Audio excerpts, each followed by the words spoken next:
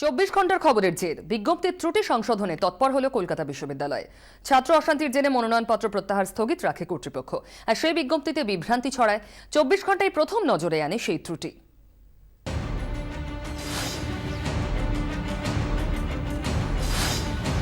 অশান্তিতে বদলেছে মনোনয়ন প্রত্যাহারের তারিখ, কিন্তু ভোট হবে সময় জানালো কলকাতা বিশ্ববিদ্যালয় কর্তৃপক্ষ।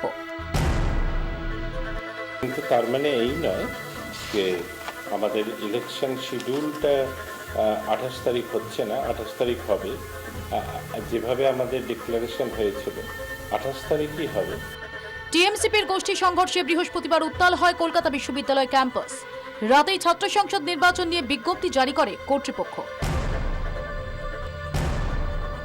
বিজ্ঞপ্তিতে বলা হয়, বৈধ মনোনয়নপত্র জমা দিয়েছেন যেসব প্রার্থী তাদের নামের তালিকা যা 19/1/2017 তারিখে প্রকাশ করার কথা ছিল, অনিবার্য কারণবশত তা প্রকাশ করা যাচ্ছে না, যার ফলে মনোনয়নপত্র প্রত্যাহারের আবেদন যা 20/1/2017 তারিখে দুপুর 12টা থেকে বিকেল 4টে পর্যন্ত গ্রহণের কথা ছিল তা অনির্দিষ্টকালের জন্য স্থগিত রাখা হচ্ছে।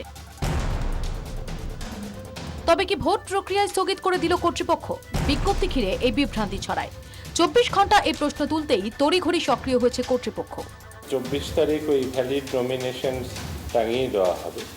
25 তারিখ উইথড্রয়ালের জন্য রাখা হচ্ছে এবং উইথড্রয়ালের পরে আবার যে কটা রইল আর কি ভ্যালিড নমিনেশন, সেটাও ওই দিন টাঙিয়ে দেওয়া হবে এবং 28 তারিখ আমাদের পূর্ব নির্ঘণ্ট অনুযায়ী ইলেকশনটা হবে। বিশ্ববিদ্যালয়ের ওয়েবসাইটে ছাত্র ভোট সংক্রান্ত যাবতীয় তথ্য দেওয়া হবে বলেও জানিয়েছে কর্তৃপক্ষ। 24 ঘন্টার জন্য ক্যামেরায় দীপঙ্কর দত্তের সঙ্গে মৌমিতা চক্রবর্তীর রিপোর্ট, কলকাতা।